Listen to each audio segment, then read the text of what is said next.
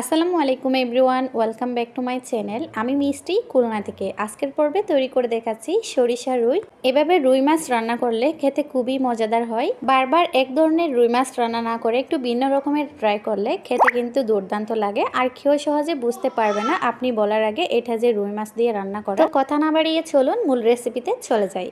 যেহেতু সরিষা রুই আমি হাতে মাখিয়ে রান্না করব, সেজন্য প্যানে নিয়ে নিলাম মশলাগুলো একসাথে রেডি করে নিয়ে নিলাম। পেঁয়াজ কুচি 1 কাপের চেয়ে একটু বেশি হবে, কাঁচা জাল কুচি, হলুদের গুঁড়া, মরিচের গুঁড়া, আদা রসুন বাটা, সরিষা বাটা, জিরা বাটা। এখন দিয়ে দিচ্ছি পরিমাণ মতো লবণ। মশলার পরিমাণটা আমি সেভাবে বলছি না, আমি 1 কেজি ওজনের একটা রুই মাছের সলিড পিসগুলো রান্না করতে যতটুকু পরিমাণ মশলা প্রয়োজন আমি ততটুকু পরিমাণে নিয়ে নিলাম। এখন দিয়ে দিলাম পরিমাণ মতো সয়াবিন তেল। মশলার পরিমাণটা আপনারা যতটুকু পরিমাণে মাছ রান্না করবেন তার উপর ডিপেন্ড করে নিয়ে নেবেন। এবার হাত দিয়ে সমস্ত মশলাটাকে চপড করে ফেলতে হবে, মানে এভাবে মিশিয়ে নিতে হবে যতক্ষণ না পর্যন্ত মশলাটা চপড হয়ে পেঁয়াজ থেকে জুস বেরোচ্ছে। এভাবে মাখিয়ে নিলে আপনার রান্নাটা যেমন সুন্দর হবে দেখতে, খেতে তো দুর্দান্ত হবেই। আপনার মশলার মাখানোর উপর ডিপেন্ড করবে আপনার সরিষা রুইটা কতটা মজাদার হতে পারে। তাই মশলাটা সুন্দরভাবে মিশিয়ে নেওয়া খুবই জরুরি। দেখতেই পাচ্ছেন আমি মশলাটা খুব সুন্দরভাবে মিশিয়ে নিয়েছি।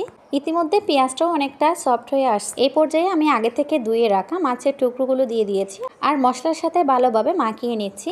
এভাবে হাতে মাখিয়ে রুই মাছটা রান্না করার আগে অবশ্যই লবণ পানিতে 5 থেকে 10 মিনিটের জন্য একটু ভিজিয়ে রাখবেন, তাহলে মাছটা অনেকাংশে সফট হয়ে আসে, রান্নাটা দ্রুত হয় আর খাওয়ার সময় বোঝা যায় না এটা যে রুই মাছ। মাছের টুকরোগুলোকে মশলার সাথে ভালোভাবে মিশিয়ে নিয়ে এখন আমি ফ্রাই প্যানে সুন্দরভাবে বসিয়ে দিলাম। এবার দিয়ে দিচ্ছি পরিমাণ মতো পানি। পানিটা দেওয়ার পর আবারও একবার মিশিয়ে নিচ্ছি, মশলাটা যেন পানির সাথে ভালোভাবে মিশে যায়।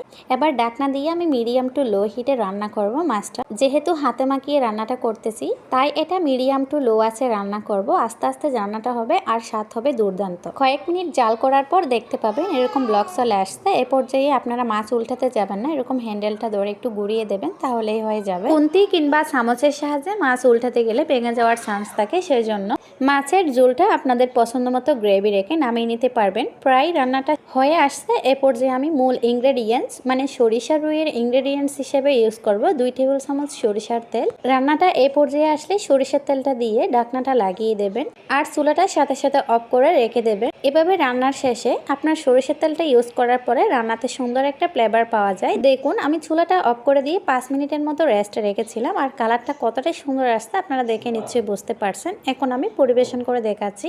এভাবে সরিষা রুই রান্না করা একেবারে সিম্পল আর খেতে তো অসাধারণ। আপনারা চাইলে মেহমান আপ্যায়নে এই রেসিপিটা রাখতে পারেন, একেবারে আনকমন আর খেতে দুর্দান্ত। এই রান্নাটার ফ্লেভার স্বাদ দ্রুতই একসাথে পেতে হলে অবশ্যই বাসায় ট্রাই করতে হবে। সো এভরিওয়ান, এরকম নিত্য নতুন মজার মজার রেসিপি পেতে এখনো যারা আমার চ্যানেলে নতুন আছেন চ্যানেলটিকে সাবস্ক্রাইব করে নিয়মিত চ্যানেলের সাথে থাকবেন আশা করছি। আর আমার আজকের হাতে মাখা সরিষা রুইয়ের রেসিপিটা আপনাদের কাছে কেমন লেগেছে কমেন্ট সেকশনে জানাবেন। সবার সুস্বাস্থ্য কামনা করে পরবর্তী ভিডিও দেখার আমন্ত্রণ জানিয়ে আজকের মতো এখানেই বিদায় নিচ্ছি। আল্লাহ হাফিজ।